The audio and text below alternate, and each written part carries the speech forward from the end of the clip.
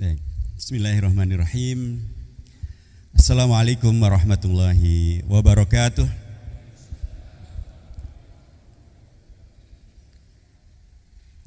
Alhamdulillahilladzi anzala ala abdil kitaba wa lam yaj'al lahu 'iwajan qayyima. Alhamdulillahilladzi arsala rasulahu bil huda wa dinil haqqi liyudhhirahu 'ala ad-dini kullihi wa kafa billahi syahida. Wa huwa alladzi arsalahu mu'alliman wa mubasysyiran wa nadhira wa da'iyan ila Allahi bi'idnihi wa sirajan munira. Asyhadu an la ilaha illallah wahdahu la syarikalah wa asyhadu anna sayyidana Muhammadan abduhu wa rasuluhu wa safiyuhu alladzi la nabiyya ba'dah. Wa qala Allah azza wa jalla fi kitabil aziz a'udzu billahi minasyaitonir rajim. Wa idz ta'adzana rabbukum la in syakartum la azidannakum wa la in kafartum inna adzabi lasyadid. Wa qala Rasulullah sallallahu alaihi wasallam man lam yashkurin nas lam yashkurillah. Shadaqallahul adzim wa shadaqa rasuluhun nabiyul karim wa nahnu ala dzalika minal mu'minina syahidina biidnillahi rabbil alamin. Hadaratul mukarramin wal mukarramat, para keluarga besar daripada forum masyarakat cinta masjid dengan kuliah subuhnya yang kali ini diselenggarakan di Masjid Nurul Falah. Tadi saya agak ngobrol sebentar ya ini ya. Kok ini katanya masjidnya dinamakan Masjid Keong. Ya Allah, masjid sebagus gini namanya Keong. Kalaupun Keong kali Keong emas gitu aja ya, Masjid Keong emas ini. Subhanallah, alhamdulillah. Dan tentu kepada para kiai-kiai kita, para ulama-ulama kita yang berkenan bersama kita pada pagi hari ini. Ada Ketua MUI dan Ketua Kuliah Subuh tingkat Kecamatan Cilandak, Ustadz Kiai Haji Abdul Halim Idris hafizahullah. Juga Ketua Yayasan Masjid Nurul Falah, Ustadz Kiai Haji Dr. Andes Ahmad Syarnubi, jazakallahu khair.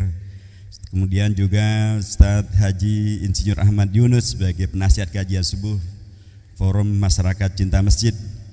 Kemudian Ustadz Dr. Andes Salahuddin sebagai Ketua Kajian Subuh FMCM. Juga Bapak Solihin Syam SMM LMK RW03. Kemudian Bapak Ustadz Zainal Fajri SAG pengurus kuliah subuh di Pondok Labu. Dan juga Ketua Forkabi kita jazakallahu khair berkenan jauh-jauh datang kemari, Kiai Haji Nursasi hafizahullah. Dan mohon maaf bila para kiai, para ulama ada yang belum tersebut namanya, tapi pastilah tidak akan mengurangi hormat dan takdim saya kepada para kiai dan para ulama, para tokoh-tokoh dan hadirin hadirat dirahmati Allah Subhanahu wa taala semuanya. Alhamdulillah. Saya berterima kasih jazakumullah khairan kepada Ustaz Salahuddin dan pengurus Forum Masyarakat Cinta Masjid yang mengundang saya untuk bisa bersilaturahim. Mudah-mudahan bersilatul ilmi, mudah-mudahan bersilatul amali. Inilah edisi perdana setelah saya mendapatkan gelar LC yang kedua. LC yang pertama adalah Lisongs karena saya alumni dari Timur Tengah. LC yang kedua karena alhamdulillah saya seperti para kiai yang lain dikarunia Allah lulus Covid. Nah, ini dapat gelar LC lulus Covid. Alhamdulillah Allah begitu adil begitu ya. Jadi bukan hanya yang lain-lain kena, saya juga dikenakan Covid. Jadi ini adalah yang pertama kali saya mengisi pengajian setelah era Covid. Mudah-mudahan jadi berkah dan sesuai dengan masjid dan nama masjidnya dengan jamaahnya yang cinta masjid, cinta kuliah subuh ini, Masjid Nurul Falah. Saya doakan agar jamaah sekalian selalu mendapatkan nur, cahaya, pencerahan, hidayah dari Allah Subhanahu wa taala yang membawa kepada adanya falah, yang adanya kemenangan, keberkahan, kebahagiaan di dunia hingga ke akhirat nanti. Amin ya rabbal alamin. Jamaah dirahmati Allah Subhanahu wa taala, seperti yang tadi telah disampaikan, kita memang sekarang masih berada dalam suasana kesyukuran kita kepada Allah Subhanahu wa taala karena karunia yang luar biasa yang bernama kemerdekaan negeri kita Republik Indonesia. Kalau ada yang joget-joget ya udahlah urusan dia sendiri gitunya. Kita mensyukurinya. Karena dengan sesungguhnya kemerdekaan itu adalah karunia yang luar biasa. Bagaimana cara kita mengetahui bahwa ini adalah karunia luar biasa? Mari kita lihat sahabat-sahabat kita, saudara-saudara kita di Palestina. Sudah lebih dari 60 tahun. Bahkan sudah 64 tahun dijajah oleh Israel. Penjajahan itu enggak berhenti. Bahkan hari ini, berita terpagi hari ini, Israel yang terus melakukan penjajahan, penjarahan, pelanggaran HAM, menghancurkan masjid, menghancurkan tempat sekolah, anak-anak dibunuh, ditembakin, wartawan dibunuh, ditembakin, hukum internasional tidak dihiraukan. Hari ini PBB mengeluarkan sebuah kritik keras, penolakan, karena Israel menutup beberapa lembaga-lembaga kemanusiaan dan HAM yang pro Palestina. Coba dia sudah jahat, ditambah jahatnya lagi dengan menutup begitu banyak lembaga-lembaga yang membela HAM dan membela kedaulatan. Dan ini terus-menerus, korban terus berjatuhan, termasuk Masjidil Aqsa, dalam ancaman yang sangat serius. Karena sekarang bahkan Israel membolehkan dan bahkan tentara Israel menjaga agar orang-orang Yahudi itu bisa leluasa beribadat menurut agama mereka di Masjidil Aqsa. Tentu itu akan sangat membahayakan eksistensi di Masjidil Aqsa. Bisa demikian karena Palestina negara yang belum merdeka, masih dijajah dan terus dijajah. Bahkan di PBB sekalipun sudah ada 130-an negara yang mengakui, tapi belum pengakuan penuh, belum seluruhnya, sehingga hak-haknya belum bisa dibela secara penuh, tidak bisa diperjuangkan secara penuh. Indonesia, alhamdulillah, dengan segala catatan, dengan segala kekurangan, dengan segala permasalahan yang ada, tapi dari sisi ini Indonesia oleh Allah telah dikaruniai kemerdekaan dan oleh bangsa-bangsa dunia sudah diakui sebagai negara yang merdeka. Nah, karenanya sekali lagi bukan berarti kemudian nggak ada masalah, bukan berarti kemudian inilah yang coba kita bahas pada pagi hari ini. Jadi kita mensyukurinya agar apa? Agar tadi Allah yang menegaskan dalam Al-Qur'annya sebagai la azidannakum itu akan betul-betul bisa kita wujudkan sehingga cita-cita Indonesia merdeka betul-betul bisa kita realisasikan. Mengapa ini kita pentingkan? Karena salah satu tokoh penulis berbahasa Arab, Muhammad Asad Shihab, karenanya beliau adalah seorang habaib tentunya. Beliau membuat buku dalam bahasa Arab yang judulnya saja begitu luar biasa. Apa ini Indonesia? Apa ini kemerdekaan Indonesia? Kata beliau dalam bukunya itu, dan bahkan jadi judul buku, Hadratus Syekh Kiai Al-Hajj Muhammad Hashim Asy'ari Wadi'u Labinati Istiqlali Indonesia. Subhanallah. Buku ditulis dalam bahasa Arab dan karenanya menyebar ke dunia Arab tentu saja, dan mudah-mudahan di pesantren. Buku ditulis dengan bahasa yang sangat tegas, jelas bahwa siapa peletak dasar kemerdekaan Indonesia? Beliau adalah Hadratus Syekh Kiai Haji Muhammad Hashim Asy'ari. Siapakah beliau? Pendiri Nahdlatul Ulama. Siapa beliau? Juga adalah Ketua Umum Partai Masyumi pada kali yang pertama. Siapa beliau? Adalah ayah daripada Kiai Haji Wahid Hashim, pejuang dan pahlawan nasional yang memerdekakan Indonesia melalui PPKI, BPUPK, Panitia 9 dan lain sebagainya. Jadi Indonesia ini, kata orang orang Sulawesi sana, ini bukan kaleng-kaleng ini.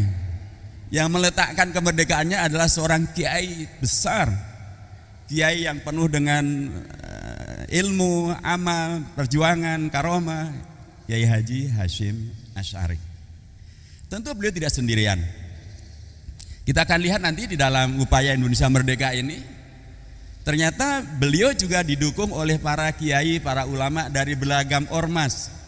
Dari NU ada Kiai Haji Wahid Hashim, ada Kiai Haji Maskur, ada juga nanti dari Muhammadiyah ada Kiai Bagus Kiai Haji Mas Mansur, temannya Kiai Haji Hashim Asy'ari ketika belajar di Mekah bersama dengan Syekh Ahmad Khatib Al-Minangkabawi. Dari Muhammadiyah juga ada Kiai Bagus Hadi Kusumo, ada Kiai Haji Abdul Kahar Muzakir, alumni Al-Azhar. Ya. Ada lagi dari ormas Islam yang lain bernama Persatuan Umat Islam. Ada Kiai Haji Abdul Halim yang namanya menjadi bandara di Kertajati. Ada Kiai Haji Ahmad Sanusi yang sedang lagi diperjuangkan untuk mendapatkan gelar pahlawan nasional.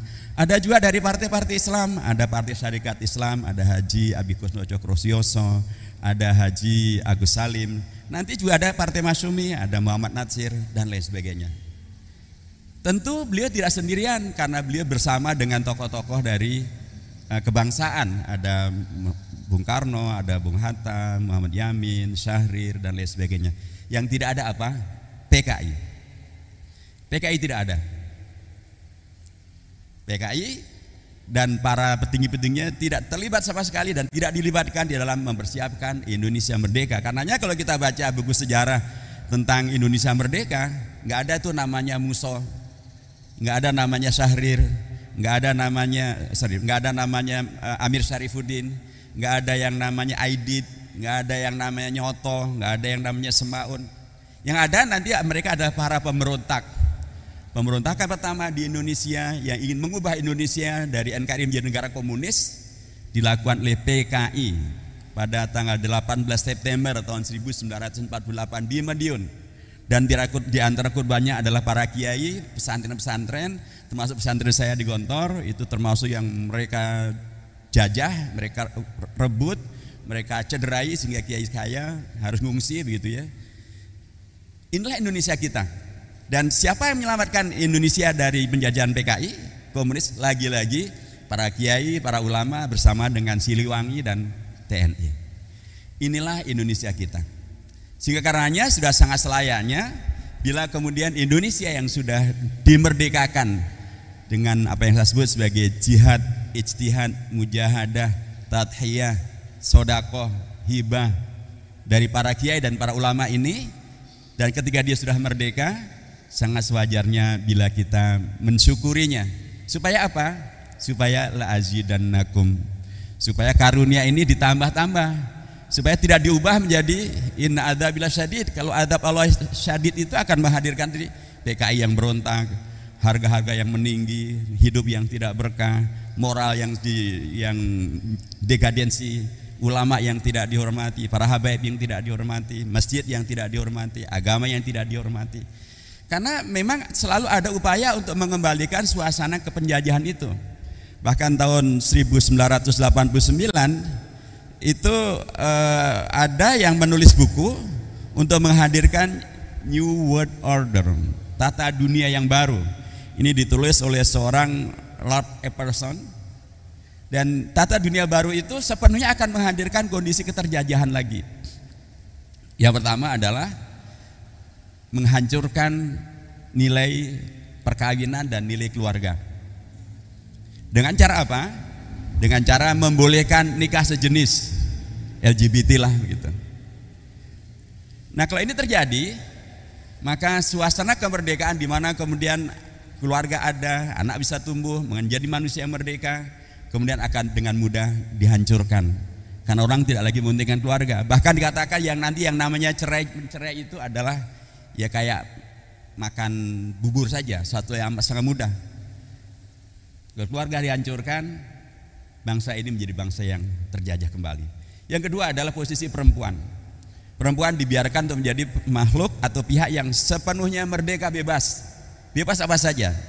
Bebas dari bebas terkait dengan nilai, bebas terkait dengan relasi dengan keluarganya, termasuk bebas bekerjanya. Semuanya akan kemudian menghadirkan kondisi yang membawa kepada keterjajahan di mana kemudian masyarakat manusia tidak lagi kemudian bisa memaksimalkan relasi yang baik antara laki-laki dan perempuan karena kemudian dihadirkan sebuah eksploitasi yang demikian dahsyat.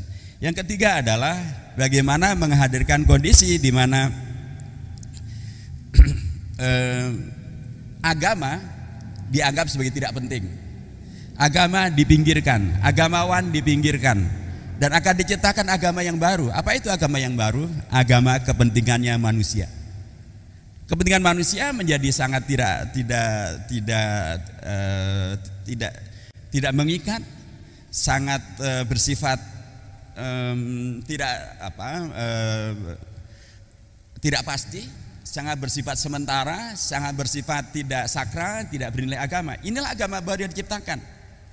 Dan kalau agama baru diciptakan tidak akan ada nilai kejuangan, tidak akan ada nilai mementingkan moral, tidak akan ada nilai mementingkan kemaslahatan umum, tidak akan ada nilai, apalagi berpikir tentang masalah dosa dan pahala, kehidupan akhirat, nggak ada itu semuanya.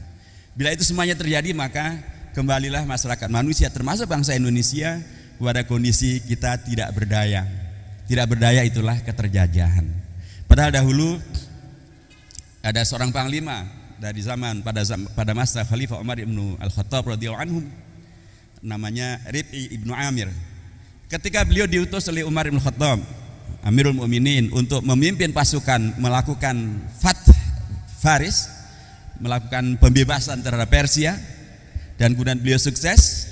Beliau bertemu dengan atau ditemui oleh panglima dari Persia namanya Rustum. Dan kemudian terjadilah dialog ini yang memberikan kepada kita tentang makna hakikat daripada kemerdekaan dan mengapa dia harus disyukuri. Rustum bertanya, ini ada dalam kitab-kitab sejarah, Tarikh Tobari maupun Tarikh Ibnu Katsir, dan semuanya menyebutnya. Rustum berkata, ini disampaikan karena penulis bahasa Arab, disampaikan dalam kaban berbahasa Arab, ma akhrajaka, apa yang membuat Anda datang kemari? Apa yang membuat Anda datang dari negara, dari Madinah, Arab yang panas, yang penuh dengan kekurangan itu, datang kemari ke Persia yang subur makmur, yang kaya raya? Apa yang buat Anda datang kemari? Apakah mau menjajah? Satu yang sangat berbeda antara Islam dengan kepentingan Barat adalah kalau Barat betul-betul menjajah, kalau Islam tidak, justru ingin melakukan futuh, membebaskan masyarakat manusia. Karenanya kata Rib' ibnu Amir, ma kharajna illa, kami keluar kemari tidak dalam rangka sesuatu yang negatif, kami keluar kemari dalam rangka sesuatu yang positif. Apa itu? Ada 3. Pertama adalah linukhrijal ibada min ibadatil ibad ila ibadati rabbil ibad, agar kami bisa membebaskan masyarakat manusia dari keterjajahan ideologi sehingga mereka menyembah sesama manusia. Jadi bahkan dikatakan sekarang sebagai new religion itu. Kami ingin membebaskan masyarakat manusia sehingga mereka tidak dibelenggu, tidak dijajah oleh sesama manusia, sehingga mereka hanya menyembah sesama manusia. Sama-sama makhluk, sama-sama lemah, sama-sama terbatas, kok harus disembah? Kami ingin membebaskan supaya mereka hanya menyembah kepada Allah khaliqu al-ibad, min ibadatil ibad ila ibadati rabbil ibad. Inilah yang sangat relevan dengan apa yang tadi dibahas dalam New World Order. Kehadiran kita untuk mencuri kemerdekaan ini adalah untuk mengembalikan masyarakat agar menyadari sepenuhnya kita bukan Tuhan. Kita bukan Tuhan yang bisa berbuat semena-mena, dan apalagi kepada para ulama, kepada para habaib. Kita bukan Tuhan dan karenanya bisa melakukan tindakan-tindakan yang kemudian bisa menghancurkan kehidupan. Harusnya kita justru mensyukuri kehidupan ini. Dan karenanya kita juga setiap hari diajarkan untuk menginternalisasi makna bahwa kita bukan Tuhan, tapi bahwa kita adalah penyembah Allah. Karenanya pada setiap sholat kita selalu memulai dengan takbiratul ihram. Kita selalu menegaskan tentang siapa diri kita. Allahu Akbar. Itu penegasan tentang siapa jati diri kita, dan satu bentuk pembebasan diri kita dari akidah yang bermasalah menjadi akidah yang benar. Itulah ketika kita hanya menjadikan Allah sebagai Tuhan, sebagai Allah yang kita sembah, sebagai Allah yang kita ibadahi. Linukhrijal ibad min ibadatil ibad ila ibadati rabbil ibad. Karenanya dahulu para ulama kita, Kiai Haji Hasyim Asy'ari dan Kiai Haji Wahab Hasbullah, ketika beliau mendapatkan permintaan dari Presiden Soekarno, ketika Indonesia yang baru merdeka dan belum punya uang untuk menggaji TNI, belum punya uang untuk menggaji perjuangan, apalagi perjuangan militer, Bung Karno ada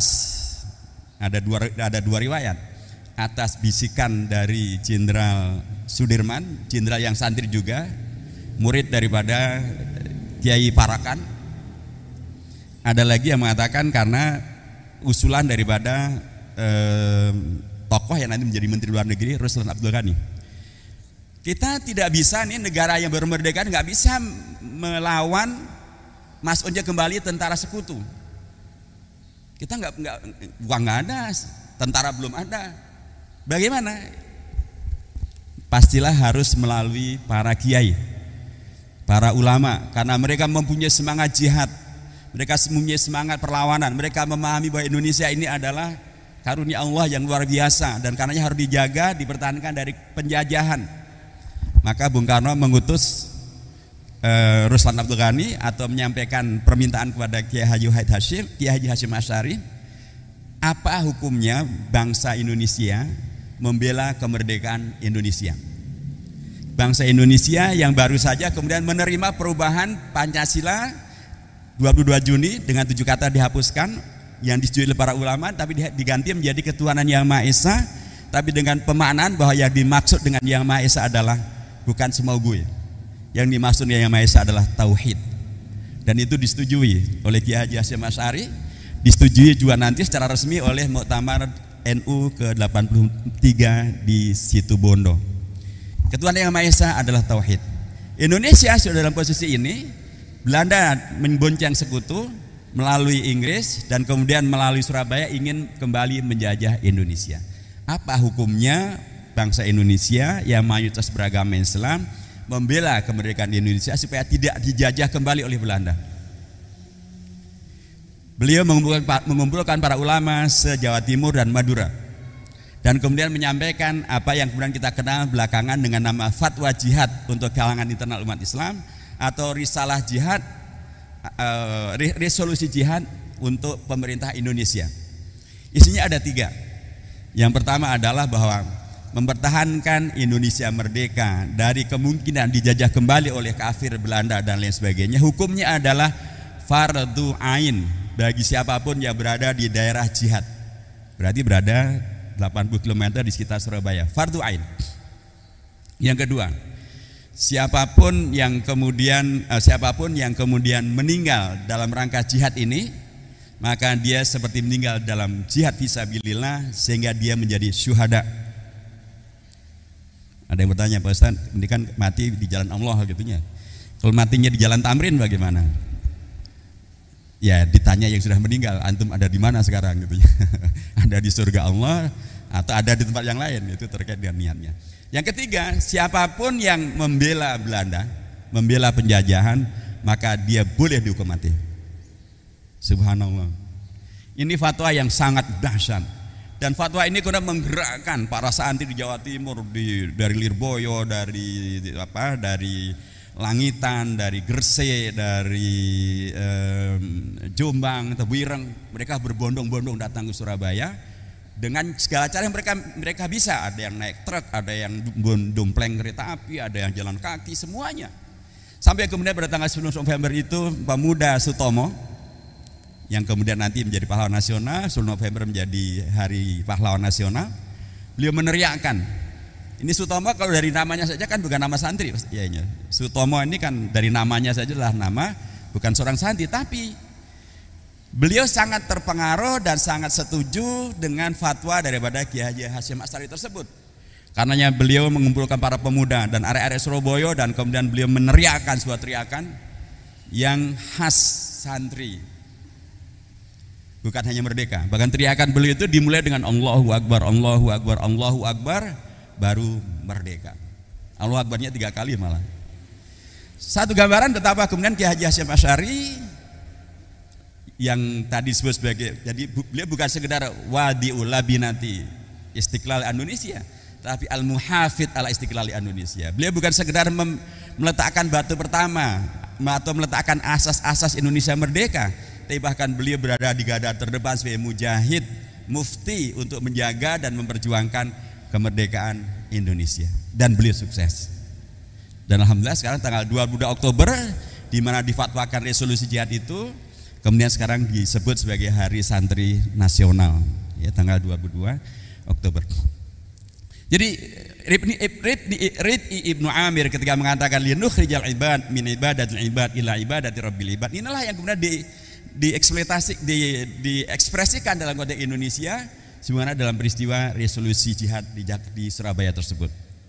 Yang kedua adalah min jaubi al-adyan ila adil al-Islam.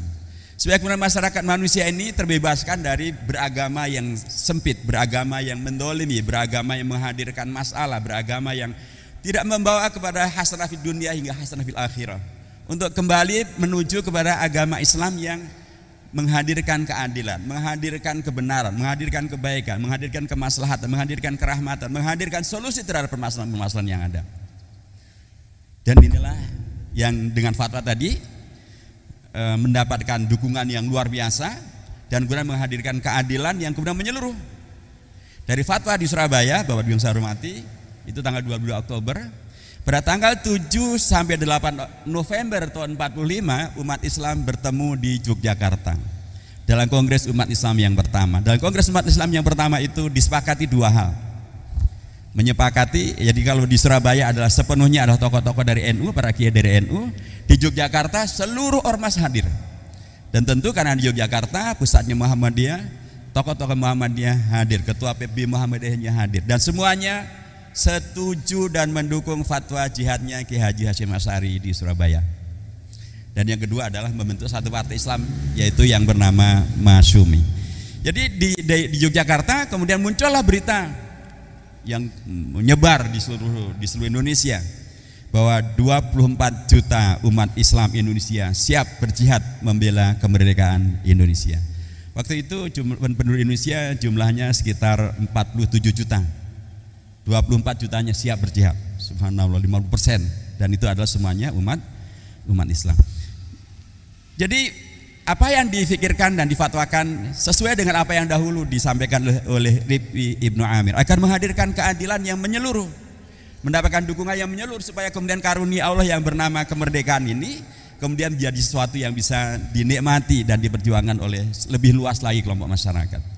Yang ketiga adalah wa min dhiqid dunya ila sa'atil akhirah, dari sempitnya cara pandang yang serba duniawi, serba jangka pendek, serba kepentingan-kepentingan mendadak begitunya, untuk kemudian berpikir secara lebih luas, lebih jangka panjang, lebih visioner, dan bahkan menjangkau hingga kehidupan pasca dunia, kehidupan di akhirat nanti.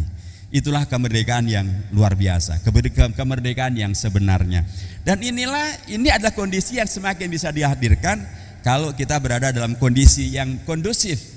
Itulah ketika kita berada dalam kondisi yang merdeka. Nah, ketika kemudian Bapak dan yang saya hormati, ada beragam hal yang kemudian menandakan bahwa kita belum sepenuhnya bisa merdeka.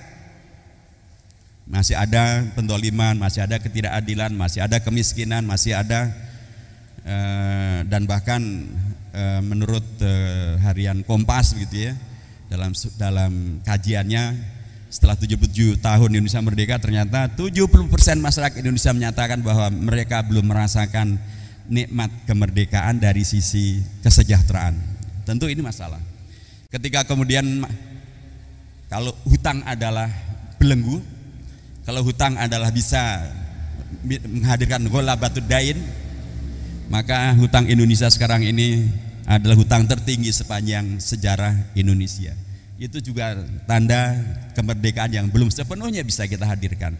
Apalagi kalau kemudian dikaitkan dengan banyak negara yang menghutang kepada China, kemudian sekarang menjadi terperangkap dengan hutang. Ada Sri Lanka, ada Buton, ada Zambia, ada Mozambik, dan negara-negara yang lain. Tentu ini semuanya ada bagian-bagian yang dalam konteks syukur kita tadi mengingatkan kita kepada sikap daripada Hadratus Syekh Haji Hasyim Asy'ari, kita membela Indonesia, tapi bukan kemudian membiarkannya menjadi sesuatu yang kemudian terjajah kembali.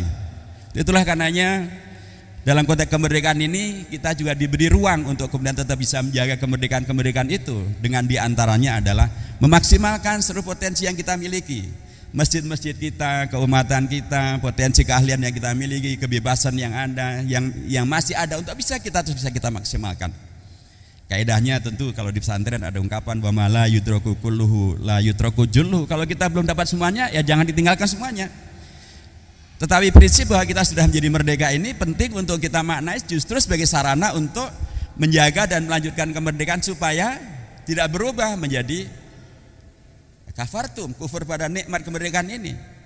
Karena para ulama dahulu sudah menyepakati bahwa Indonesia merdeka ini sekali lagi adalah bukan karena pemberian komunis, bukan karena pemberian kapitalis, bukan karena pemberian imperialis, bukan karena gratisan, tapi adalah karena disepakati di alinea ketiga pembukaan Undang-Undang Dasar, dan itu disepakati oleh semuanya, baik dari kelompok umat Islam maupun non Muslim, dari kelompok keagamaan maupun kelompok kebangsaan, disepakati bahwa Kemerdekaan Indonesia ini adalah atas berkat rahmat Allah yang Maha Kuasa dan juga atas dorongan terkait dengan masalah niatan yang luhur dan niatan yang benar. Bila demikian maka seluruh permasalahan yang ada yang dirasakan belum merdeka itu maka bisa kita urai, bisa kita upayakan pencegahannya, koreksinya, perbaikannya melalui semangat memahami sepenuhnya bahwa di sini ada karunia Allah, di sini ada berkah Allah, di sini ada rahmat Allah, dan pastilah insya Allah kalau kita memperjuangkannya dengan sebaik-baiknya, dengan sejujur-jujurnya, dengan seseriusnya, dengan kebersamaan yang lebih meluas, maka beragam permasalahan itu bisa kita koreksi. Kita di DPR misalnya, Bapak Dem yang dirahmati Allah SWT, mencoba untuk memperjuangkan yang bisa kita perjuangkan.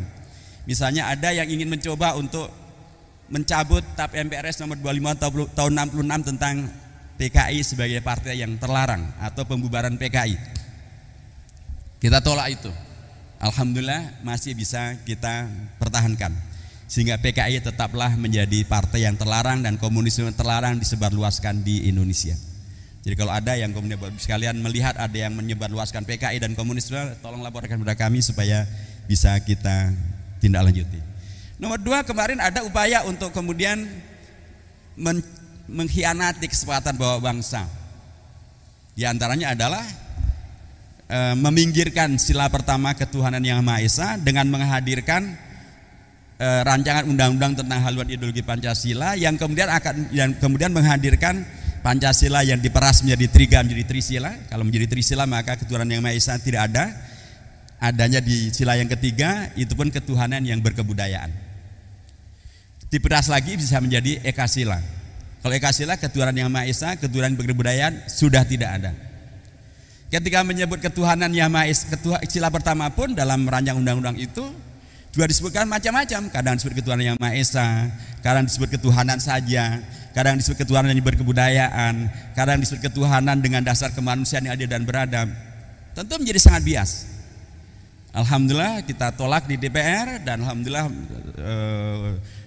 ulama-ulama kita dari MUI, dari NU, dari Muhammadiyah semua ikut menolak dan rancang undang-undang ini sekarang sudah tidak ada, sudah tidak lagi ada, sudah tidak berlanjut. Misalnya juga kemarin ada upaya untuk mencoba agar sejarah Indonesia ini diubah.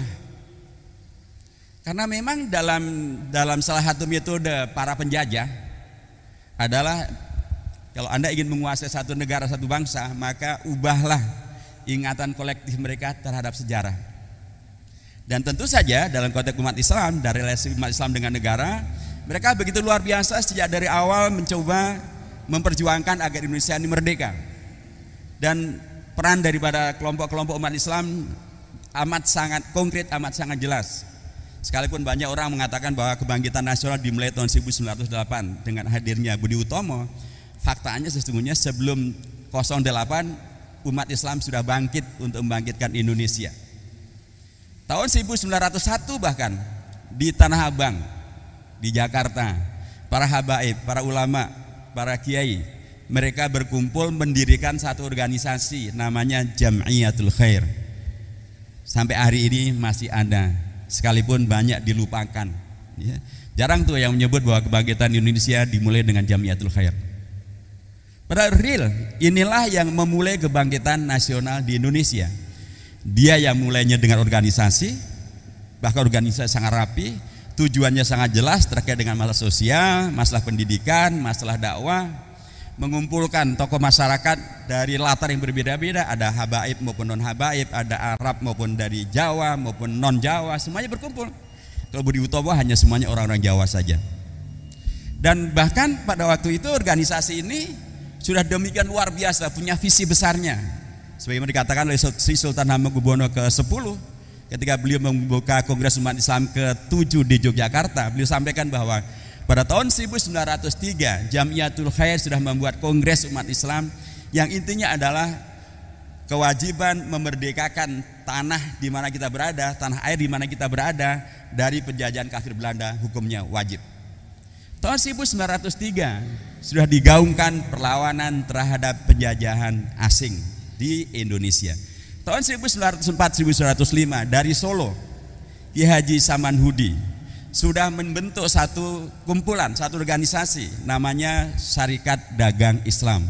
Ini bukan hanya untuk dagang, tapi untuk menghadirkan kesadaran untuk memerdekakan kawasan kita dari penjajahan ekonomi asing. Dan terjadilah dari Solo sebuah kesadaran Indonesia harus merdeka dari sisi ekonomi. Dan kemudian anggota daripada Jamiatul Khair ini adalah tokoh-tokoh yang nanti menghadirkan politik Islam di Indonesia, politik di Indonesia dan atau kegiatan-kegiatan kebangsaan Indonesia. Di antara anggota Jamiatul Khair ada Haji Umar Said Cokro Aminoto yang nanti mendirikan partai Islam, partai pertama di Indonesia. Itulah partai Islam, itulah partai Syarikat Islam. Inilah partai Syarikat Islam yang menuntut kemerdekaan Indonesia di Foxtrot, DPR waktu zaman tersebut.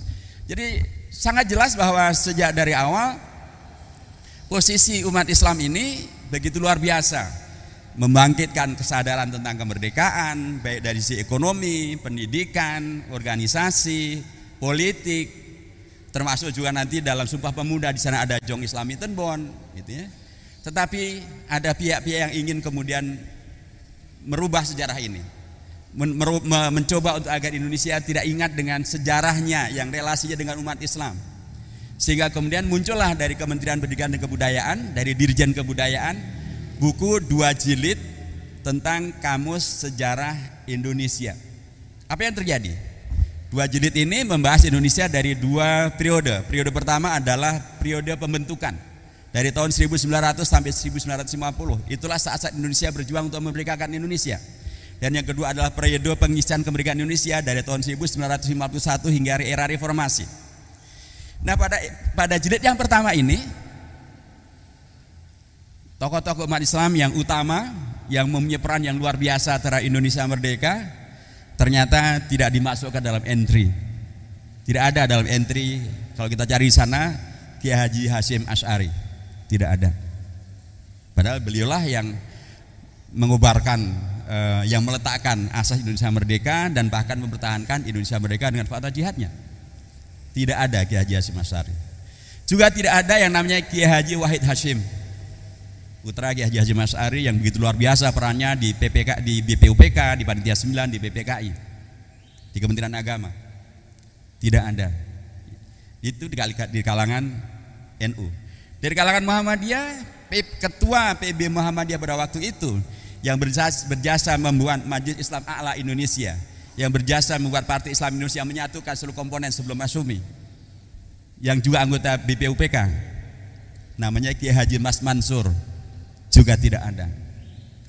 Juga tidak ada tokoh Partai Masyumi yang menyelamatkan Indonesia dari dikuasainya ibu kota negara waktu itu di Yogyakarta, ditahannya Bung Karno, Bung Hatta, dan Indonesia sudah dihabisi oleh Belanda, dan Belanda ingin menyampaikan pada dunia bahwa tidak ada lagi yang namanya Indonesia, Republik Indonesia sudah tidak ada, semuanya sudah dijajah kembali oleh Belanda, di bawah kekuasaan Belanda. Tapi itu bisa dikoreksi, dilawan dengan sebuah deklarasi di Bukit Tinggi oleh seorang tokoh Partai Islam, Partai Masyumi, namanya Mr. Syafruddin Prawira Negara, tokoh Partai Masyumi, Menteri Kemakmuran, asalnya dari Banten. Deklarasi ini menghadirkan Indonesia selamat. PBB tahu bahwa Indonesia masih ada, sehingga klaim Belanda hancur. Tapi tokoh ini juga tidak ada dalam kamus tersebut. Indonesia oleh Belanda sudah diacak-acak, tidak lagi menjadi negara kesatuan Republik Indonesia sebagaimana cita-cita Indonesia merdeka. Sudah diubah menjadi Republik Indonesia Serikat. Ada 16 negara serikat. Indonesia dipecah belah. Tidak lagi sebagaimana cita-cita para ulama dan bangsa Indonesia menjadi negara kesatuan Republik Indonesia, diubah menjadi RIS. Ada Republik Sumatera Timur, ada Republik Pasundan, ada Republik Jawa Timur, ada Republik Madura, ada Republik Dayak Besan, ada Republik Indonesia Timur, dan begitu seterusnya. Ada namanya Republik Indonesia. Jadi Republik Indonesia hanya satu dari 16 negara serikat. Itu dikoreksi, ditolak, dan Indonesia dikembalikan menjadi NKRI, dan teriakan kita sekarang adalah NKRI harga mati, gitu kan? NKRI harga mati. Padahal banyak yang kemudian mencoba untuk kemudian dalam tanda kutip tidak menghadirkan komitmen dengan NKRI-nya, terbukti dengan terus menghadirkan buzzer yang dibiayai dan memecah belah bangsa Indonesia. Dibiarkan separatis Papua tidak selesai-selesai, itu kan gimana NKRI-nya? Nah, siapa yang membalikkan Indonesia menjadi NKRI? Tanpa ada terobosan ini, kita nggak kenal istilah NKRI harga mati. Yang ada adalah RIS harga mati. Yang mengkoreksi ini adalah seorang tokoh partai Islam, Partai Masyumi. Beliau waktu itu juga adalah wakil ketua umum Ormas Persatuan Islam. Beliau adalah Muhammad Natsir pada tanggal 3 April tahun 1950. Tapi tokoh yang luar biasa ini, yang bahkan dipercaya oleh Bung Karno menjadi Perdana Menteri pertama pada era NKRI, yang pada masa beliaulah Indonesia diakui oleh PBB sebagai negara merdeka.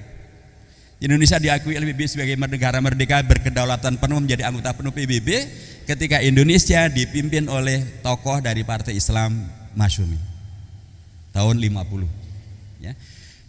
Tapi tokoh ini yang hebat ini, dia masih berada dalam fase pembentukan Indonesia, juga tidak ada dalam kamus tersebut. Sejarah diupayakan untuk diubah, ingatan publik diupayakan untuk dijauhkan dari fakta-fakta tadi itu. Siapa yang disebutkan? Banyak disebut di situ keterangan panjang lebar tentang apa itu PKI. Disebutkan sejarah tokoh yang menghadirkan PKI di Indonesia, namanya Stevil, orang Belanda. Apa perlunya disebutkan ini? Tapi itu disebutkan. Nanti disebutkan juga tokoh-tokoh yang justru tidak terlibat dalam membentuk Indonesia merdeka, tidak terlibat menghadirkan Pancasila, Undang-Undang Dasar, NKRI dan lain sebagainya, tapi justru melakukan pemberontakan sebagai jalan kedua. Itulah yang banyak disebut.